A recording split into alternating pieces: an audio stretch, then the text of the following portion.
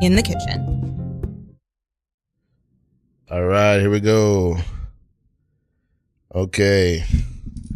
All right, Casey, you want to tell us your Juneteenth story? No, I thought that was off. Last time, all right, It was. Last time I was here, I don't think it was unintentional. I was doing someone else's show, and we're both white people. And they said, I'm going to give a little speech before we start. And I said, go ahead. And then they started, and I go, Juneteenth. What is it? And it's this big speech. And I was just like, I'm my guest today, kid. I was like I was a doctor who got I specialized in Juneteenth, and I said, Black studies. I don't feel like I'm the one to speak on this. And African American studies. I would. I didn't. That wasn't at my college. Yeah. I listen. All love and respect. All love and respect. Hey, this is No Suggestion, everybody. Good evening. It is not Juneteenth. It is the end of August, 2025. I'm Ralph Jean Pierre. No Suggestion, an improv comedy talk show. And tonight we have with us co-host Christpher Morucci. Hello. Okay, we got Kevin. I'm blanking on your. No, don't tell me. Kevin Karpinski. That's right. Kevin Karpinski is here with us tonight, guest co-host. Okay, and on No Suggestion Improv Comedy Talk Show this summer, we've been doing a series called Success, the Success Series. 6S, Some Suggestions, Sometimes Summer School Series. I was gonna say if that's about money, I'm on the wrong show. No. This is not a finance. Much more simply, it's just 6 S's in a row. 6 S's in a row. And so we will do every week this summer. We have on a performer, usually a comedian with very little to no improv experience, and we give them a live improv class right here on the air on No Suggestion. And this week we have one of my favorite stand-up comedians and karaokeers in New York City, Jay Salengo. Yes, thank you. I didn't know you had another name. I kept telling people, they said, who's the show you doing? I said, Precious Gorgeous. And they're like, that's his name. I said, I think so, but yeah, it's a beautiful name. And you're the best karaoke host to ever do it. All right, brother. God bless you. The ones now hate me. They hate my guts. They can't win them over. Wait, so is that how you two got to know each other, was through the karaoke world of it all? Yeah, he was the karaoke host at Cobra Club. And I would host right after Live from Outer Space, which was hosted by many people, but founded by John F. O'Donnell. I'm now producing it, now starting tomorrow. Really? So co-producing it, yeah. What? This is momentum. Look at the kids. They start, okay, Eric, John F. O'Donnell, and there's another dude who was on Last Comic Standing. Josh Blue? No, I don't know who it was. I don't remember last. But he was on Last Comic Standing, and he was one of the founders. So they started that right at like 4 months after I started hosting karaoke there. Gotcha. Not even. They started that show. So I was there from the very beginning of Live from Outer Space, and that's so cool that you're now one of the producers on it. It's so amazing. Thanks, buddy. Shout out, yeah. Did you hate me at first when you saw me? Here's what I feel like. Never hated I feel like the karaoke host. It's like I have a lot of pizzazz up there. I rip my shirt. A lot of pizzazz. There might be light damage to the equipment, but I keep it respectful. But I feel like every time I've got to win them over, and you and I became friends, and then the next one, Billy, seemed like not, but then we became friends. And then once they like me, everybody leaves. And now there's a group. There's a group of like young Zoomer women that are terrified of me and don't want me to go up. Well, it's like McConaughey said, they keep getting younger and we keep staying the same age. He did say that. That's not what I'm saying. I'm no. It's not the way he said. I don't know if that was what he said. I don't even know either. He did say that, but not about this situation. The thing is that I was trained by I'm trained by the last group of Gen X karaoke hosts. Yes, I'm excited to hear the inside work. So the guy who trained me is a guy, he didn't train me, I just stole all his moves. This guy named Ben. I forget his last name. He's a painter here in New York. And he was one of the hosts for King Karaoke, and he would always take his shirt off and go crazy and be very violent, but always in a supportive way. Yes. He was. Hey, Jimmy, I just want to have a conversation with you. I love how enthusiastic you've been at karaoke night, but I do have to say you do take off more clothing each song you do. And so by the end of the night, you're basically standing on stage fully naked, and it's just something that I think we should have a conversation about. All right, go ahead. Okay, so throughout the night, you sing songs. You do have a great range in terms of your pulls for songs. It's not all just like pop. There's some rock. There's some hip hop. There's some country moments. But that's not the problem that I have. And again, it's not really me that has the problem. It's everyone in the bar, because it's fun when you like take off your scarf and you throw it into the audience. That's fun. What like the pizzazz, so strong, so charismatic. The problem starts to come when you do fully unbutton your shirt, take it off, whip it over your head, throw it into the audience, and then immediately put your name. You beg the host of karaoke to put your name in a second time immediately after, and then just pull your pants down. Yes. Okay. So what is the problem here? Okay. I'm sorry, I'm misunderstanding. No worries. Which part is the problem? The part is the taking the clothes off. Does that make sense? It's not the singing. Okay. We love your voice. And All right. And you tip so well, Jimmy. You tip so well. Okay. All right. Is it my body? No, I can no, work. no, no, I no, can no, work no, out no. more. No, I really want to make sure that it is clear. Oh, sorry. Yes. Hey, Mark, how's it going in there? Did you tell him he can't come back anymore? No, I can't come back at all. What? No. So I hadn't quite gotten there yet. Oh, but shit. Steve, why don't you? No, Steve, you can't. You're the man. You got this. Is this true, Steve? Which part of my body specifically was too far? Jimmy, Tell me, it's and not I'll stop. the part. Tell me where to cut. I'm Mark, sorry. you got this, Mark? I got it. Steve, get out of here. All right. See you later, Steve. Good talking. Steve, actually, Thanks. Good to know you. Steve, could I get a dirty Shirley while you're back at the bar? You got it. Thank you. I just need something to cut this. Jimmy. Yep. Still here. I don't want to instate a perma ban for the karaoke bar because you have been here since the beginning. Thank you. But I do gotta say, we gotta keep those clothes on, bud. All right. We gotta keep those clothes on. Can you give me a list of which clothes are acceptable to take off and which aren't? Because sometimes I come. Okay, hat's outside good. jacket. Okay. Scarf. Things that you take off when you enter a warm room. Ascot. Yeah, ascot. Sure. Cummerbund. Remind me. Oh, like Around if you're the wearing waist. a tuxedo. Yes. Yeah, sure. You could take a cummerbund off. Sorry, Jimmy. Here's your dirty Shirley. First of all, you were about to say underwear. No, you have to keep it. I I really need this dirty Shirley. It seems like there's some negotiating going on here. What's going on? He was about to say underwear are fine, and I was going to say I'm not taking my underwear off. I'm not going that far. Steve, I was not about to say he could take his underwear out of the bar. I feel like he's starting to say I could take my underwear off. Jimmy, Mark. no, you can't get. Mark, are you enabling him? Am I going to have to let you go? No, dude. Mark, I'm sorry. I don't want to be a rap. You were but yeah. trying to get him to take his underwear off? I was not sorry. Okay, you know what? Maybe this isn't the place for me. Maybe I'm realizing that I don't fit the culture here. I feel the same way. You don't tell a guy, you don't bring him in your office, say, listen, you take your underwear off, and now you can keep singing here. What are you doing here? Everyone What's to know going that's on in not here? what I said. Wait, no, not my wife. Oh.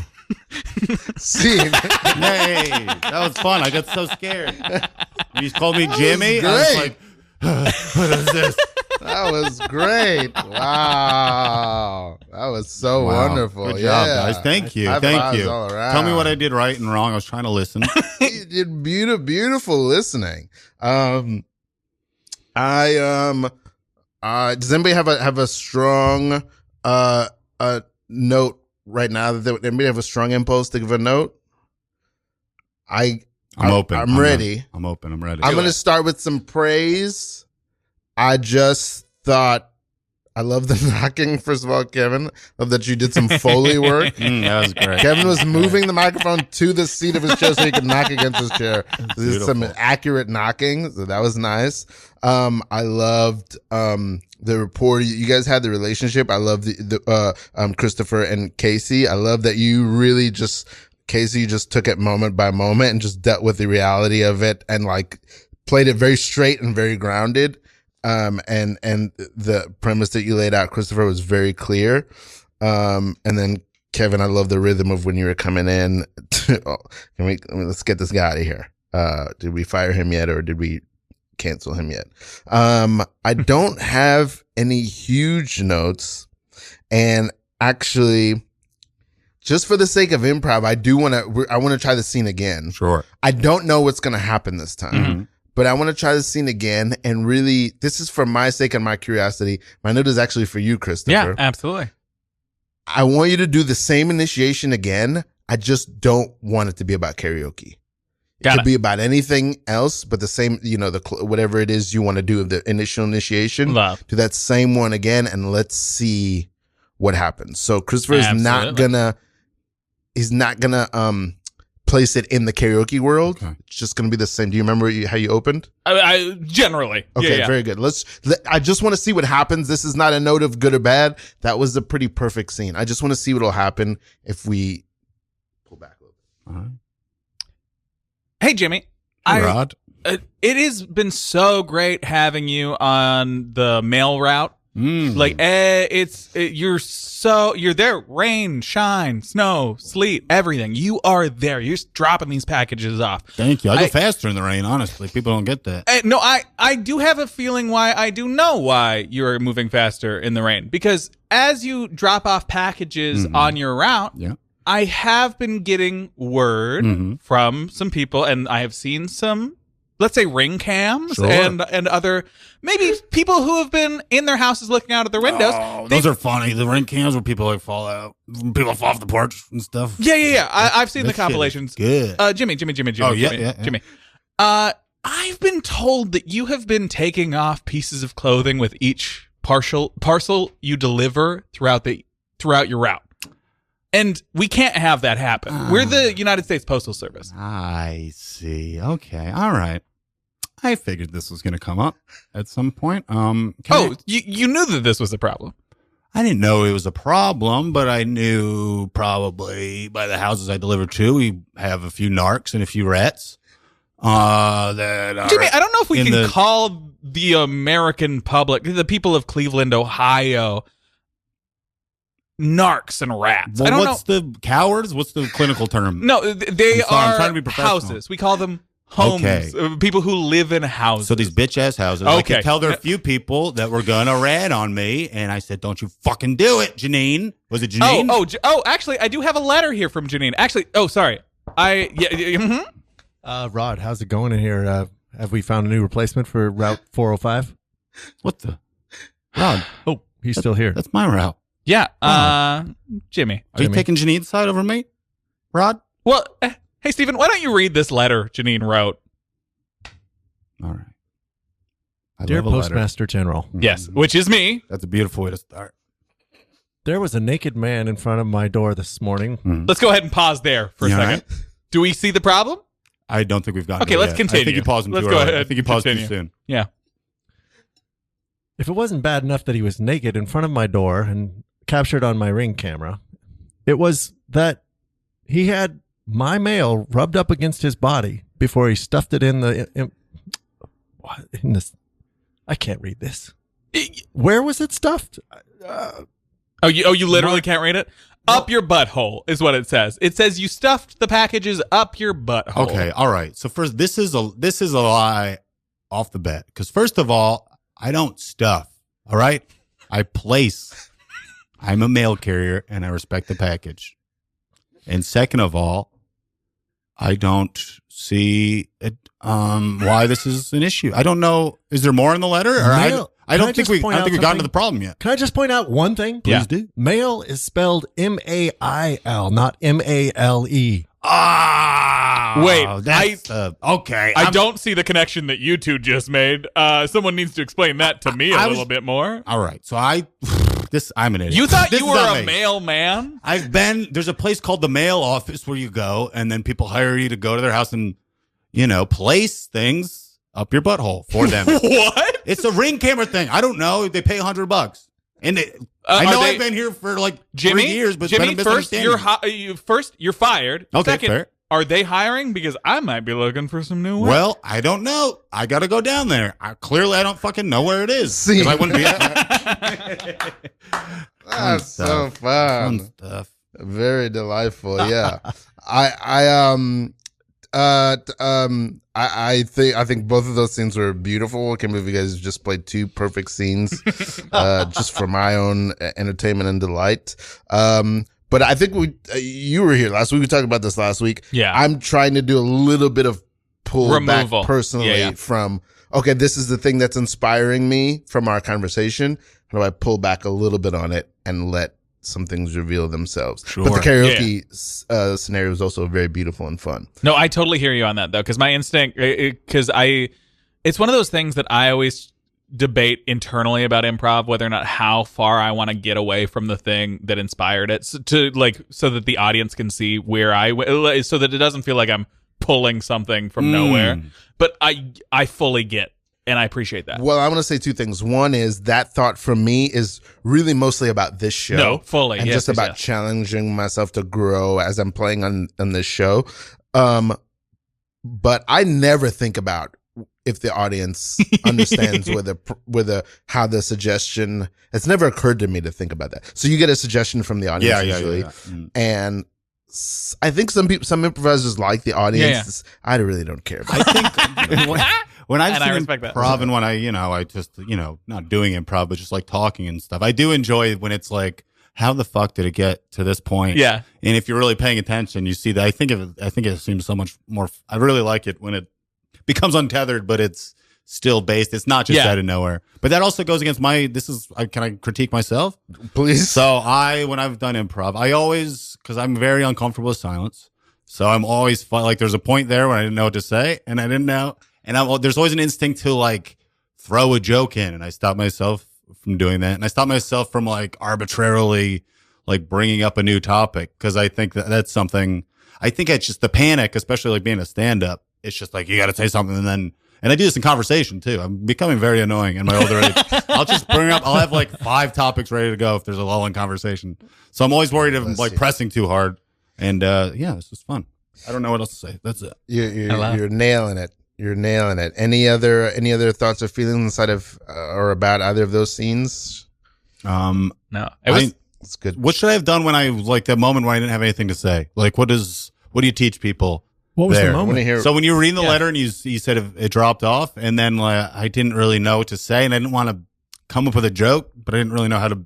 What I honestly would be doing there. That was on me. I didn't know what to say, and somehow you empathically picked up on that. It was between the character Mark and Steve, and you really didn't have any responsibility, but it was great. You saved me because I was like, oh, what am I going with this? And, all right. Yeah. And I also did something interrupting helps. No, that was the total support move. And I set something up that you would never do, like to someone who's just starting improv, where I handed you an assignment to do, which is like. Great. That was beautiful. But it's something fun, like as an improviser, like when you can break that rule of like, you don't want to put too much work on your partner, but like when you trust somebody and have fun, I'm like, oh, I want to give you a gift. But if you give somebody something who doesn't feel prepared or grounded in something, that can feel like, oh, the rug just got pulled out for me and now I'm here with all the responsibility, which is kind of what you're saying about like, I don't know what to do in this moment. And in those cases, you can often just like breathe, take a second to breathe, because you're not here alone. Yeah. Is one thing that I always try to remind myself at improv is because we're having a conversation, a dialogue, because you picked up on something that was happening over here. And in that same sense, we will do the same for you. All right. That is nice. The answer I'm going to give is actually something I learned from stand-up. Forgive me, y'all. I love, as you might know, Christopher, I love terrible canceled people. I love them. So many of them I love. Sure. And I'm plugging my ears. there's Harvey Weinstein produced a lot of great movies. I'm plugging my mouth. People can't produce like that anymore. No, I'm plugging my nose and butt. Sorry. I think I saw this on you've probably seen the Talking Funny convo. With Chris Rock, Ricky Gervais, Louis, and Seinfeld. Yeah. And in that special or whatever, Louis talks about staying in the bit. Yeah. So like you do the joke, people are still laughing, but you need to move. You're ready to move on, but people are still laughing. What do you do? And then I think he said Jerry told him stay in the bit. Yeah. Stay in the energy of the bit. Yeah. So similarly, like if you're in a scene and you're stuck and you don't know what to do, stay in the bit or whatever emotion or whatever the thing.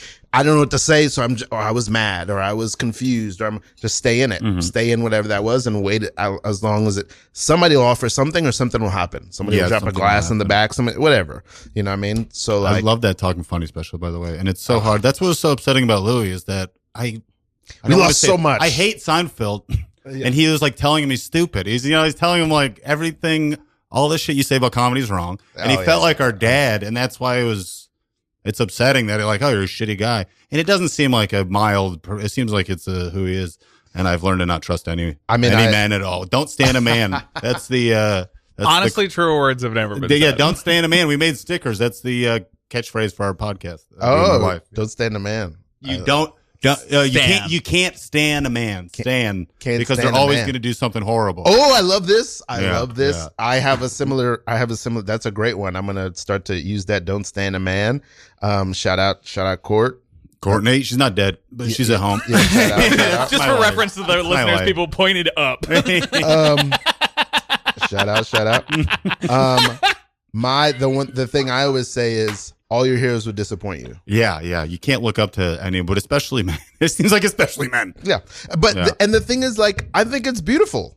It is like it teaches you to not like you can't hold them up too high. You can't hold people up that but high. Also that you will love people who are flawed, which is every single person you love. Don't stand a man. For a second there, it almost made it sound like it was a virtue. No.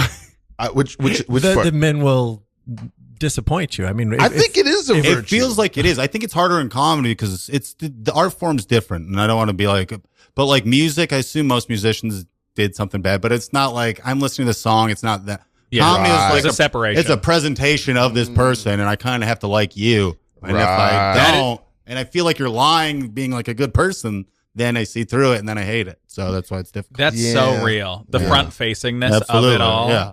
There's a direct, because I mean, when you're listening to music, oftentimes you are just listening to the music. But when you're watching someone do, say, stand up, which is how most people intake comedy, you are watching this person usually talk about something that either is going on in their head or their real life story. Yes. And so to separate that is very different. It's very difficult. And I also hate like lying on stage and just like lying about who you are. I feel like if your whole facade is just made, unless it's like really a gimmick, it just pisses me off. And I want to stand up to the crowd and be like, don't you see this, man? None of this is real. And they don't listen. Yeah. Truth in comedy. I got to say it. I thought it earlier, and now it's like truth in comedy. Sir, you call me out in the street? You call me out in the street, sir?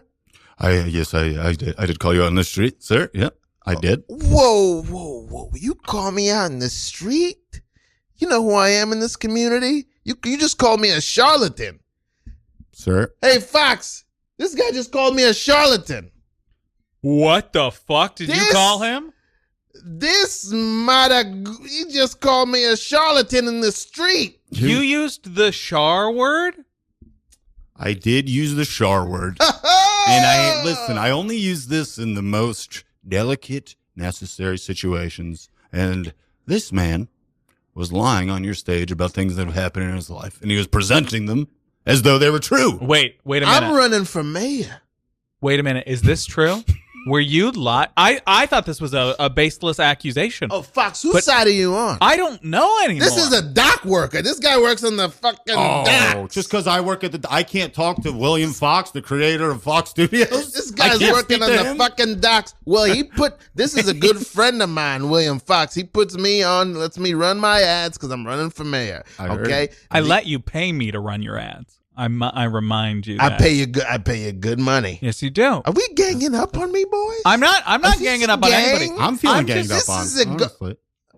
As truly the third person here, I want to say that I'm not ganging up on anybody. I'm just learning new information as we go. The only information you're learning is the information I'm telling you, because what this guy's giving you is a bunch of poppycock. Okay, this guy was on stage trying to say he was a member of Drew Hill.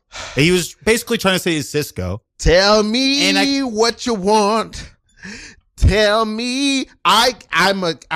I'm a cultured. I was only in Drew Hill for 2 months, and then Cisco came back. Okay, he had stepped out of the group for a while, and I've lived a life. That's the point. Okay, I believe you, but your whole act shouldn't be based on the 2 months you. All right, I will give you the benefit of the doubt that you were in Drew Hill, which I know is. I was in Drew Hill. Okay, so why don't you write about something else? That seems like a very small portion of your life. I'm just trying to paint a picture to the city of Beaumont, Texas. Just trying to paint a picture. I do have to say, since you're running for mayor, it should be easier to remember the town's name. You did reach for it for a while there. You took a long pause, which isn't going to help. Whose side are you on? Again, I'm not on either of your side. getting I good was just advice. pulled into this Tell conversation. me what you want. Okay. Okay. The more you do this, the less I feel like you were actually in that. I was I going to was say, the in more he Drew does Hill. it, the more I'm kind of believing it. Oh, works honestly. on the docks. Okay, yeah, you see? I worked on the docks one time. And that's all I am now. Is a That's dock where worker. I've seen you. I've seen you before working at the docks. Okay? I said, I hope if anybody sees me working on these docks, I'm going to lose it. And you happen to walk by. I saw a lot of eyes that day, but I locked eyes with yours, and I looked in your eyes, and I said, if that man is anything, that's a dock worker. And I said, if that man ever runs for mayor, I'm going to vote for him. Hey, boys, Yeah. There it is. I do have to say, more than anything, what I feel in this room right now is tension. Mm. But not the kind that I think you two think it is. I don't think this is tension between two men who are at odds. Mm. I feel like it's tension about exploring something that you don't know yet about the two of you. The lost city of Atlantis? Scene. Very nice. That's fun. Man, improv is fun. No, see, Oh, I would that's have done really, like, the best improv. thing. I like improv better. Like in stand-up, I like doing improv more than. But when I got here, stand-up was literally the only thing that didn't cost a bunch of money, and that's why. So that's that why I that went is with it. so real. I wanted to act. I wanted to do improv, but I was like, oh, I got no money, so stand-up it was. Yeah. So, okay, I want to. Okay. I don't want to go too far past the scene. I want to talk about the scene, but I want to go back to that. Sorry, yeah, no. sorry. I want to go back to that point because that is a very, very, very, very, very, very interesting point. I want to talk about that.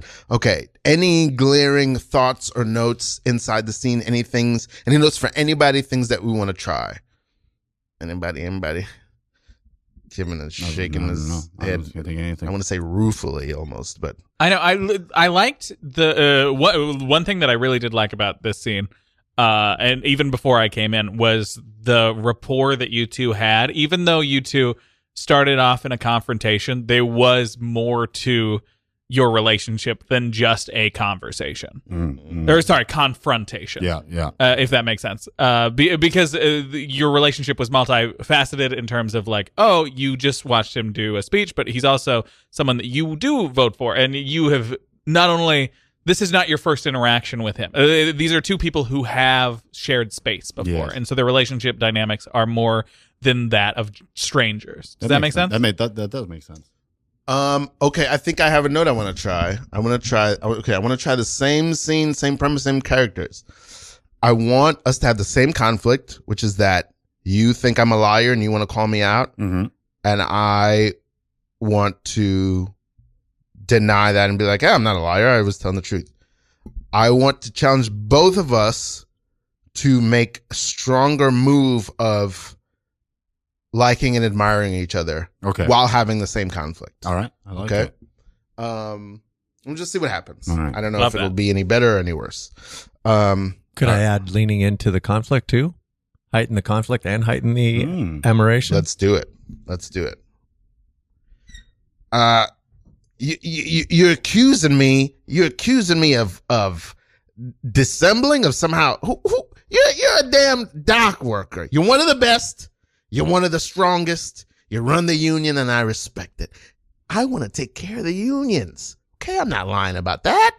I'm telling the truth about that. I'm telling the truth. Listen, here's the thing about you that I really respect is that you are a truth teller, and you say what needs to be said, and that's why when I watch you up there telling your, I'm going to say you're stretching the truth about the Drew Hill thing. Okay. It hurts me because it's not just lying. It's like you're destroying the beautiful art that could be there with what you do all the time. You're a god. Okay, I wasn't a founding member of Drew Hill. Okay. I knew it. I wasn't a founding member, okay? Okay. I took over for Cisco for a couple of weeks when he had the flu. But I was in Drew Hill. Okay, but why don't you talk more about the rest of your rich, beautiful, full life? People connect to Drew Hill, okay? People connect to you. I see the way you looked, and when I told you I was part of Drew Hill, you melted a little bit. It had nothing to do with Drew Hill, buddy. It had everything to do with you. And I love you.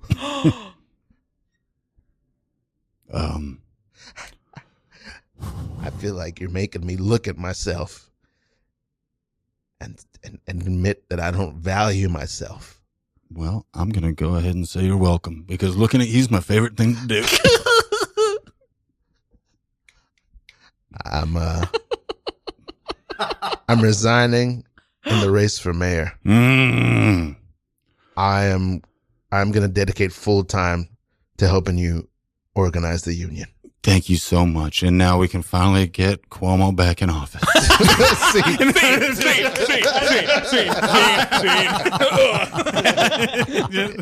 I loved these men. Then I hated these men. The rich, That's what brought us, because we love rich Cuomo. broth.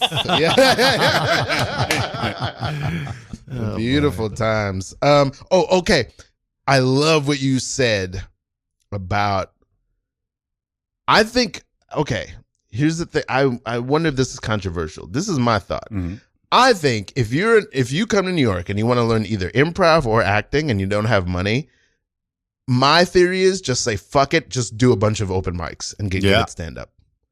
I think it'll teach you all of those skills. It teaches you a lot, but it does. Here's the thing: is I do think sometimes I feel like if you stick with stand up, like you get very focused. Sometimes I feel like I got hyper focused on that, and then it almost hurt other forms of things, like acting in a way. I don't know. It becomes hard because you're almost. I think you're doing great acting here tonight. Thank you very much. Fully. I've been trying really hard to get better at acting. The lately. emotional commitment in that last scene. But before we move too far from that scene, like I loved the commitment from both of y'all. The way the note was taken was wonderful. I do just want to say. I really wanted to sing "Tell Me What You Want" again. You should. I didn't get to. All right, but yes, yeah. I think your acting has been wonderful tonight, and I think, I mean. We might have talked about this before, but like my favorite actor in the whole world is Robin Williams. Yeah. Like I think comedians are the best at everything. They are. He's also like, he's not fair to judge against. He's like one of one, spectacular, just great at everything. You know who my number 3 is? Who? All-time favorite? 2 is Nicolas Cage, not a He's comedian. great. Yeah. Number 3 all-time favorite actor, Richard Pryor. I mean, he's another. He's just the funniest person of all time, and it's Just so the greatest. It's not right. I think there's something about maybe our generation in particular that like, or I don't know what it is, but like there's something about comedy that can almost get at everything. You know what I mean? Sure.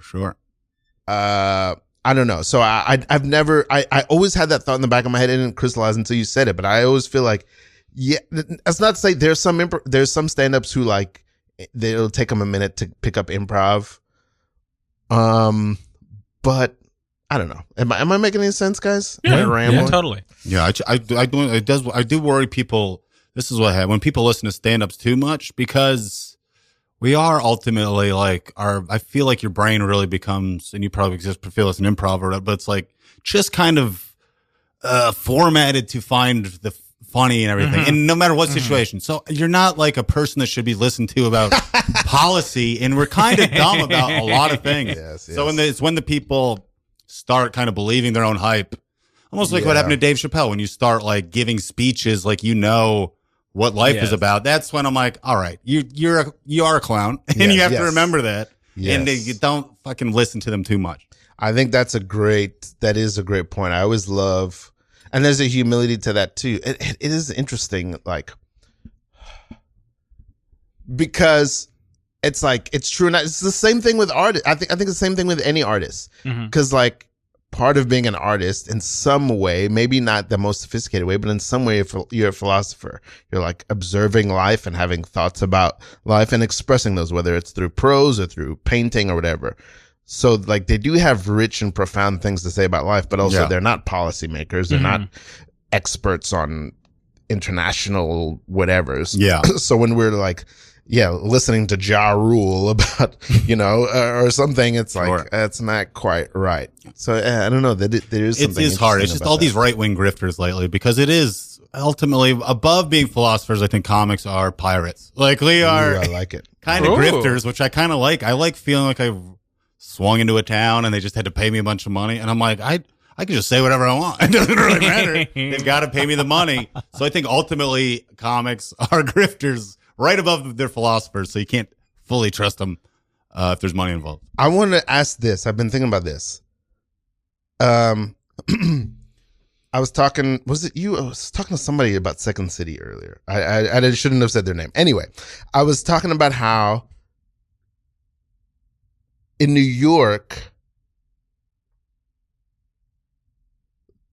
for New York comedians in particular, but I think almost any art form, but comedians in particular, New York is not the place to come to for polish and to like have a product to sell to other people.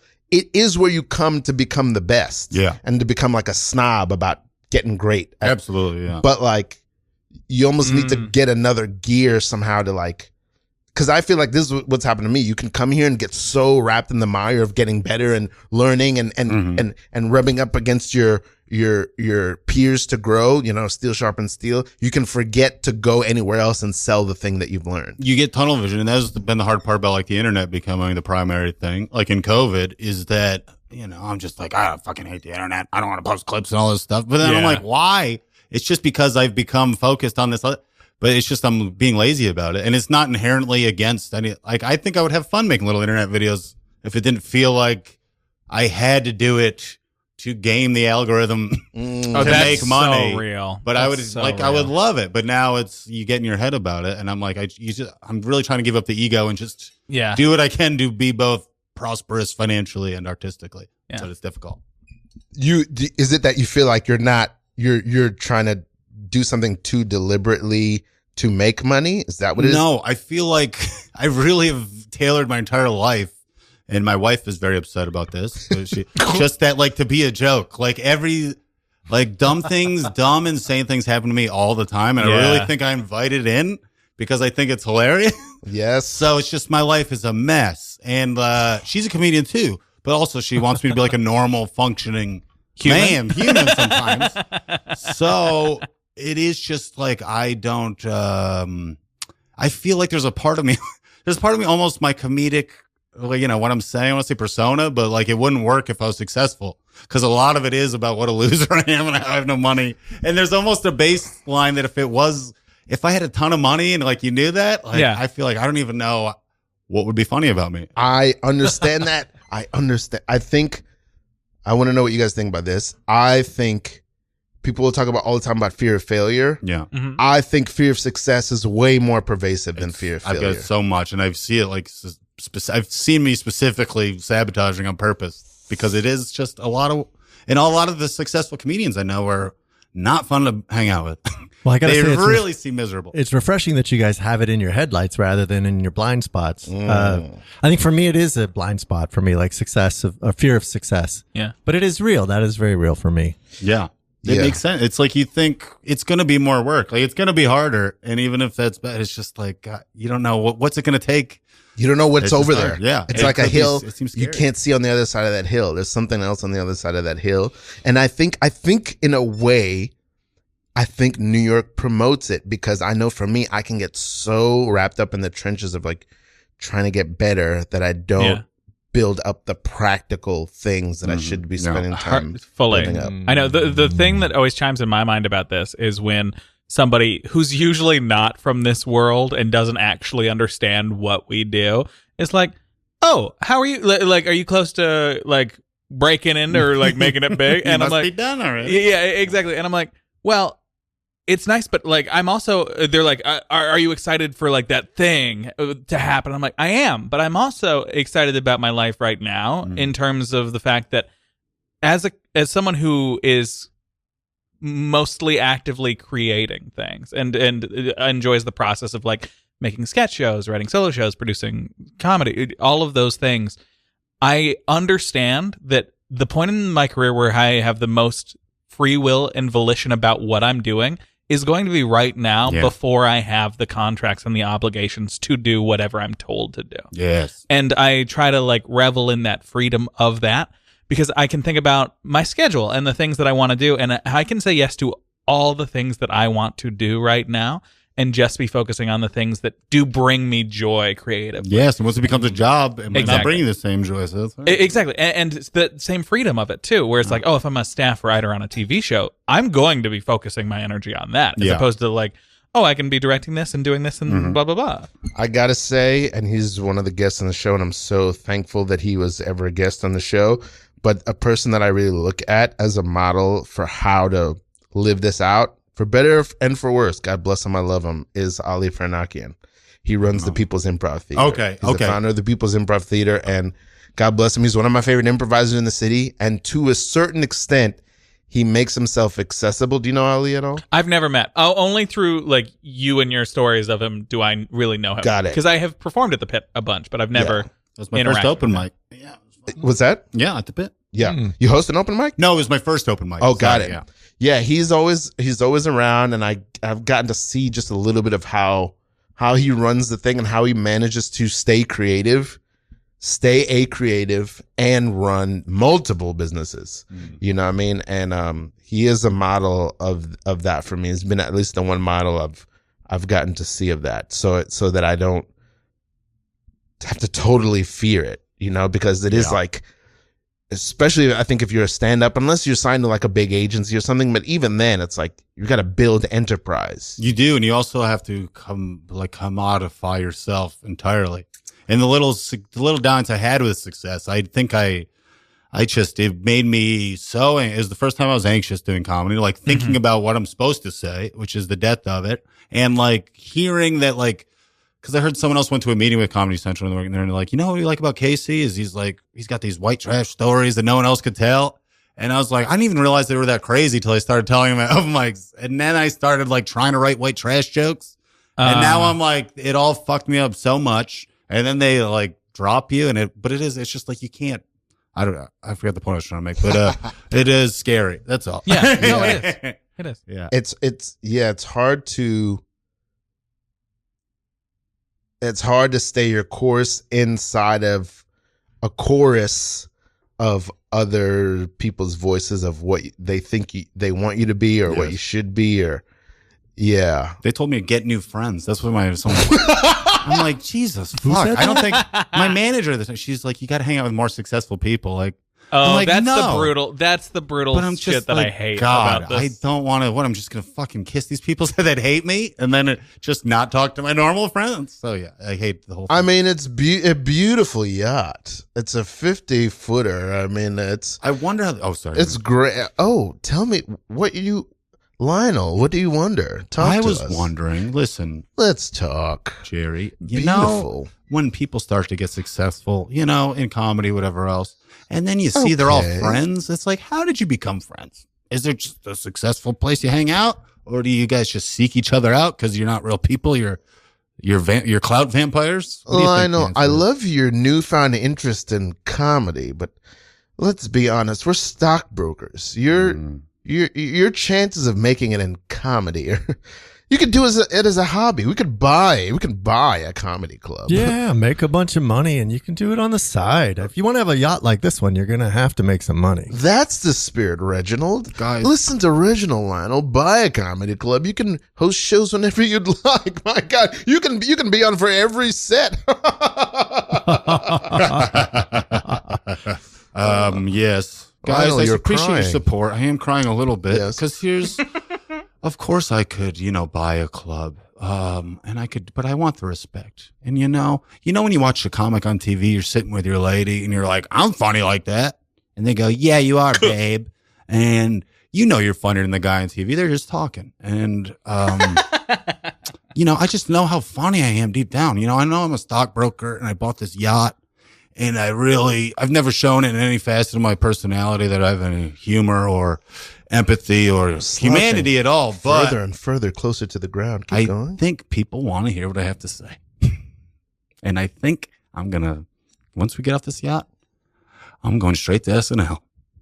Richard, I just wanted to make the announcement that he has made an offer on the yacht, and I am going to sell it to him. So he is making progress. I just don't know where these ideas about going into comedy and giving up stockbroking is coming from. Buy yachts, buy property, buy assets. You can buy a comedy club. I'm sure for the right amount of money, someone over there at that public access station where they do the SNL, somebody will. There is nothing funnier than all those zeros in your bank account. It is funny because it looks like they're going, woo. Yeah. So I like that. I enjoy when I am rich and I know other people are not as rich. I know. That's when I laugh heartily. Can I be honest with you? The only reason Please, I got rich. be honest. The only reason I got rich and got all this money is because I wanted to be a comedian. And when I see the people get successful now, they clearly have some kind of generational wealth and they clearly have some kind of machine behind them because they're not very good and they're beautiful. And they have all this money to spend on these clips online. And it's clear that they're just kind of using their family's money when they could really jump into any business they wanted to. They didn't have to take comedy. It used to be for the poor freaks, but now it's for us rich fucks. So now the straight to the top is to have generational wealth and to pay Paste Magazine to write an article about me. Lionel, Reginald, let me share with you something about why I got rich. Thank you, please. First of all, Lionel, I tuned out about 15 seconds into your speech. I did too. I'll tell you why I got rich, Lionel and Reginald. I didn't. My grandfather was rich, okay? And my father was rich. And we milled the poor like a mulch through our mill so that we could stand on their backs and rise like a tower into the sky, a tower of wealth and privilege. That's why I'm rich, and that's why I'll stay rich. And that's where respect comes from. Thank you. That's exactly what Amy Schumer did. Amy. I think she's hilarious. She is, but she got the milled bodies of the mulch thing. She killed people. She's got the money. She's got the money. So she's in the right. Yes. That's the way that's our ticket. You know, Lionel, this was an intervention because we heard you were talking about giving away all your money. We shouldn't have done just so much giving up on- cocaine at this intervention. I disagree. Seen? Perfect. That was fun. Very good. I was about to start dropping names. I'm glad you stopped. No, it's been I was beautiful. going to say I like 10 meaner names that people I know before Amy Schumer came up. I want to get into that scene. I want to talk about notes. I don't often get to play the jaw footed, this kind of rich guy. I like how you really get into character. Everything you do. I never get to do that much. I don't know what they would say or how they think. So I wish those are things where I'm like, I wish somebody else was writing those lines for me because I don't know based anything. on like a Gilligan's Island type. Yeah, I'm just doing the professor from Gilligan. But I think it's in the hips. You kind of get in it all the way down to your I have feet. literally talked about Ralph improvising from from his hips on this podcast before. What? Your wind up starts in your hips and then you initiate with your whole body. I didn't even know this. Okay. Any feelings from you, Casey? Immediate feelings inside that scene. Hey, let's give the feet a try. I feel like, I was adding a lot of a lot of dialogue information because you wanted me to share my honest thoughts. Oh, yeah. So I feel like in a normal scene, that would kind of be selfish and disruptive to just go on a long rant like that, but I feel like it fit in the scene. Am I correct? I want to hear you guys' thoughts about that, about what Casey just said. Oh, I don't think necessarily that having a monologue in an improv scene is stealing focus in any way, especially when you are the person who has the alternative perspective to what's going on. Sure. Because oftentimes what is, like if we think about the comedy math that a lot of the... I'm so sorry. You're doing great. Okay. If you think about the comedy math of what? Sorry, it's hard for me. Have we turned comedy into math? Yeah. Equation? Yes. Oftentimes, what people are trying to set up the person with the alternative perspective for is to talk more about their perspective. That makes sense. You guys missed a beautiful Lotsie that Casey completely broke his mic and disconnected his headphones. I tried to lift the microphone. I shut the and whole I was saved by eye contact because I was like, "Whoa!" I'm so sorry. You really grounded me through any thoughts in my head. Very good. But okay, so did you finish your thought? I did. Yeah, I have no idea what I was talking I about. don't even remember. I think, I agree with Christopher. I think if you have just sharing a point of view, and because you were sensitive about it, you weren't just over talking everyone and not caring. You were looking at us and sharing your thing, and like improv is kind of a cool. It kind of has some of the same DNA as stand up in that way, where you can just like, this is what I'm thinking about right now. I'm gonna use this character to say it. Yeah. I could just dump this right now and see, maybe it goes nowhere, maybe it goes somewhere. Yeah. And the more you do it, the more you decide where and when and how you want to do that. Any big notes about this scene? I was struggling with gifting you more of the character that wanted to actually be honest and do comedy and not make money. And I was trying to figure out like, oh, so you're giving away your money. You're giving away this, and sort of put you on the other trajectory to go down and away from the stockbrokers, away from the stock market, and back to the everyman. Yes. And then unfortunately, I couldn't figure out how to do it. I was just like, oh, and then you're like, this is my. I heard the thing you said. Yeah, I should have gone. You're like, yes, I should have gone with, because it was like I was saying about how I made all the money so that I can get into comedy. But then I could have gone. I wasn't listening at that point. I think I was. No, that's too fine. wrapped up in the rant. I was trying to go on all right. and thinking of a name of someone who has money that makes me mad. Yeah, I think the maybe between the you going one direction and Ralph and I's characters going the other direction gives us so much more to play with. Yeah. I think that might be. I think if I'm reading what you're saying correctly, tell me if I'm going a completely different direction. But I think the more we're like money, you know, gather, acquire, or whatever. The more we do that, the easier it would be for Casey to be like, no, but I'm an artist. I'm whatever it is. Yeah. Or he's discovered some authenticity and that would make him the hero of the scene or I think we probably overestimated how much work we needed to do to help him get there. I think because he presented a clear point of view, I think all we probably need to do is just contrast that as much as possible. So maybe we'll go back to that part. Maybe we'll go back to being Lionel, or no, Richard and Reginald, and you'll be Lionel again. And then I just want you to be in this thing of like, but I think I want to pursue comedy and doing that. I want to see. So our note is that we're going to go much further into being rich and snobby. Can I give a note directionally for you? Please. Yes. I would love to see you try to get to that SNL meeting with Lorne Michaels by the end of this conversation. Like, I want you to like get away from this because that is what you want. All right. I love it. The only other thing I'm going to add is I want you to also be in a rich man's body the whole time you're doing it. Okay. Okay? Yeah. I can't reach the mic. You can move it. You can move it. No, you saw me move it before. Please don't touch that mic. All right, I got it. Okay. I got it. We're gonna do good. a few minutes of this, but let's Here, try. if I actually unhook it, I can hold it. And I Oh feel my better. God. Oh my God. I feel the better like this. Some Oh yeah, that makes more sense. Oh yeah, no, that's perfect. Thank you. Okay, very good. Okay, so we're all gonna be rich men. You're gonna be a rich man's body, but still you love comedy. Okay, and we're gonna be just very, very rich. Yes. Oh yes. So you want to be you can buy a comedy club. You can buy 1,000 comedy clubs. Start your own SNL. Start NL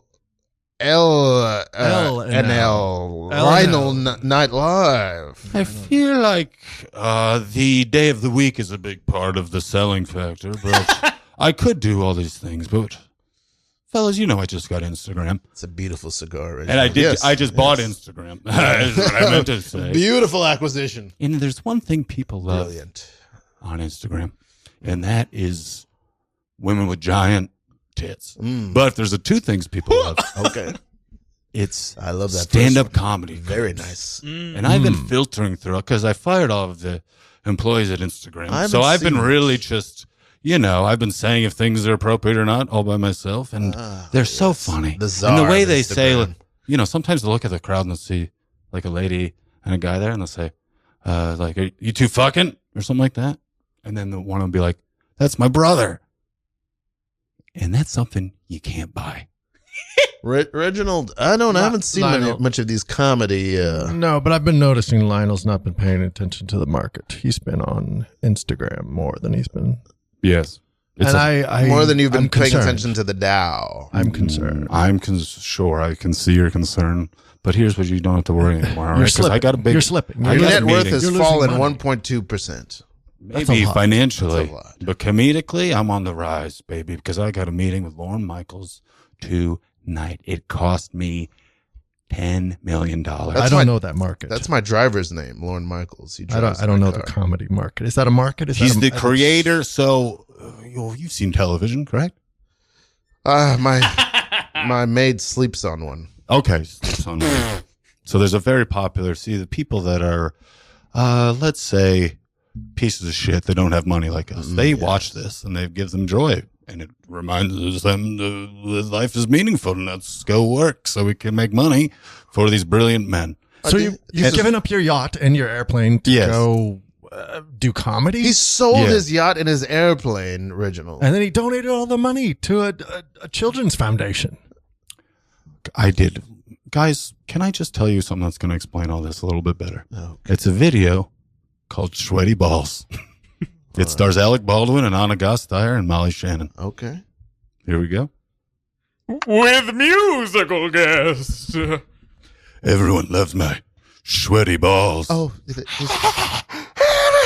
He says balls. There you go. There it is. Stop right there. Stop that. How is that funny or going to make you any more wealth? Who are these unwashed Morlocks you had us watching on the television? I personally don't understand what is funny about that or why these people are watching them. But my daughter, I saw making that same sound the audience was. That ha ha ha ha ha ha ha. And I said, what is that? And she seemed so joyful. And I said, I want to create that in you. And she said, don't come in my room anymore. Richard, I believe he's changing right in front of us. He does not look like the Lionel he was a few minutes ago. You look like a... We're two wild and crazy guys. I'm Dan Aykroyd. See, All right, good job. very nice. Oh, very fun. I've loved everything about this episode. I love the deep comedy talk. I'd love to play a rich man. Thank you guys for letting me do You that. did great at it. The way you jutted out your jaw, I that tried motherfucker's to got jut money. out my jaw. He's got money. I love the deep nerdy comedy talk, and you're such a natural at improv, Casey. You're doing wonderful. Thank you, buddy. So much fun to play with. Thank you. I really like him. As I said, I like improv, and I appreciate you guys playing with. You guys are fun, and it's fun to actually do with people. This is what's different. You guys are so nice, and like comedy people. One of my best friends said the other day, he said, I used to think you're the coolest guy, and then just walked away. And I just been living with that for a week. Wow. One of my best friends. These guys are so supportive. I'm going to cry. Thank Sounds you like so my much. first improv. Really? Oh, Shout out to that guy. Thanks for having me. What? Tell people about your special and where they can find My you. special is called Welcome to the Jungle. It's on YouTube. You can find me at So Casey funny. Jay Salengo on all platforms. My podcast is called I Love You, But Your Music Sucks with my beautiful wife, comedian Courtney McGinnis. You can find that on any platforms. And that's about it. Thanks a lot, everybody. All right. What do you got going on, Christopher? You can catch me on Instagram at Christpher Morucci, which is Morucci. Working on a solo show. I've been directing for Boogie Manja. They have their first show at Second City the September 4th. Beautiful so check sketch that group, out. yes. And then I do a monthly-ish show at Caveat called Comedian Traders, where we play traders with comedians. Hell yeah. Hey, I am on a sabbatical. I have gone into a deep hibernetic deep dive and just studying movement and getting back in my body. I'm getting my feet, my bare ass feet on the ground. Very, very Beautiful. nice. That's beautiful. God, that's gorgeous. Ralph, what do you got going on? I have a mixtape out now called God Bless the Lord. You can only get it by calling me. The phone number's in the show notes. You can't find it online. You can't find it on streaming. You got to call me on the phone and talk to me, and I'll send you the link for it. And I'm It's the- so good. That's I'm awesome. the It's king so of New good. York. I'm the best. He's very rapper talented. alive. God bless you. Okay. Yeah, this has been No Suggestion, an improv comedy talk show. Christpher Morucci, Kevin Karpinski, Ralph Jean Pierre, special guest Casey J. Salengo. We love you. Good night.